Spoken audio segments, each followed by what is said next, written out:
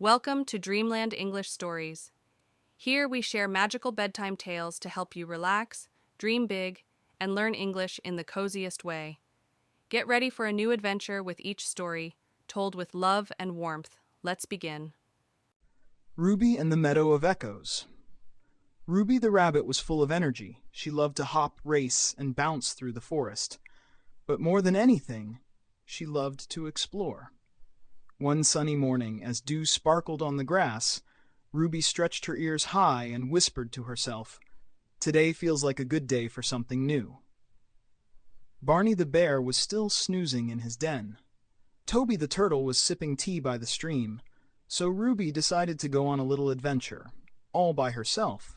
She hopped through the tall grass, past the berry bushes, over the twisty roots, and that's when she saw something different. A path she'd never noticed before. It was narrow, lined with silver stones, and it led to a place the forest animals called the Meadow of Echoes. Most animals didn't go there. Some said the meadow whispered. Some said it repeated what you said. Even your thoughts. Ruby twitched her nose. "Well," she said, "how will I ever know if I don't explore?" So off she went, her fluffy feet padding gently down the path. When she arrived, the meadow was quiet, very quiet, too quiet. She took one step in and heard it. "One step in," the wind repeated. Ruby's ears perked up. She took another step. "Another step," came the whisper again. Her heart thumped. Not from fear, but excitement. "Hello?" she said softly. "Hello?" The echo answered. She giggled. "I'm Ruby." The voice came back.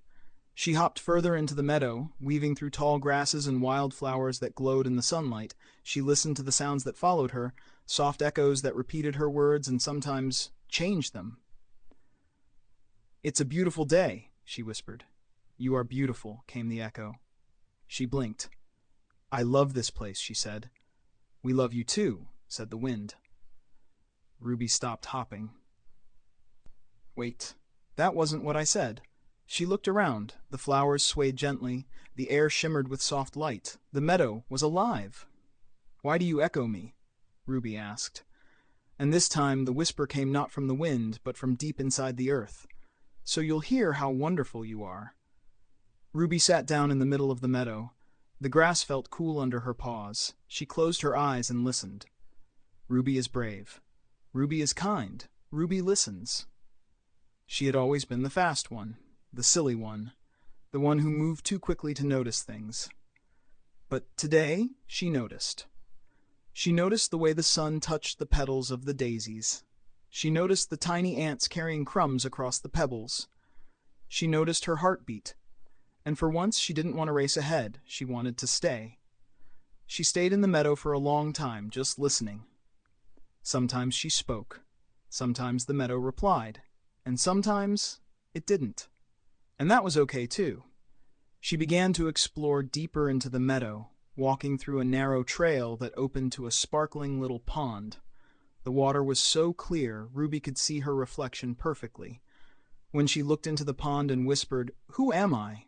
the ripples danced and the wind gently replied, "You are Ruby, a listener, a dreamer, a friend." She sat by the pond, watching dragonflies zip by and small frogs leaping from lily pad to lily pad. She didn't rush them. She didn't chase them. She just watched. For the first time, Ruby realized that there was a whole world moving gently and slowly around her, one she had been bouncing too fast to see before. The more she sat quietly, the more she noticed. The different shapes of the leaves, the quiet hum of bees in the clover, the steady breath of the earth. Suddenly, she heard a rustle behind her. She turned to see a deer peeking out from behind a bush. "Hello," said Ruby. "Hello," said the deer, a soft smile on its face. "I didn't know anyone else came here," Ruby said. "Not many do," the deer replied. "But the meadow calls to those who are ready to listen." They sat together in silence for a while, two gentle hearts sharing a quiet space. As the sky turned orange and gold, Ruby stood up. "Thank you," she whispered. The grass rustled. "Thank you, Ruby." She made her way back slowly, retracing her steps along the silverstone path. When she returned to the forest clearing, Barney was stretching and yawning. "Hey, little Hopper, where have you been?" he asked sleepily. "Did you go on an adventure?" Toby added, slowly sipping his tea. Ruby smiled. "I found the Meadow of Echoes." Barney's eyes widened. "That old place? I thought that was just a story." "It's real," Ruby said. "And it listens." "What did it say?" asked Toby. Ruby looked up at the sky, now filled with stars. "It reminded me that sometimes the world whispers back, if you're quiet enough to hear it." Barney nodded slowly. Toby smiled warmly. The three friends sat together, watching the stars twinkle. Ruby didn't bounce. She didn't rush. She just was. And that was more than enough. The end. Thank you for listening to today's story. We hope it brought you sweet dreams and a little magic. Don't forget to like, subscribe, and share to bring more friends into our Dreamland family. We can't wait to tell you another story next time. Sweet dreams, and see you soon.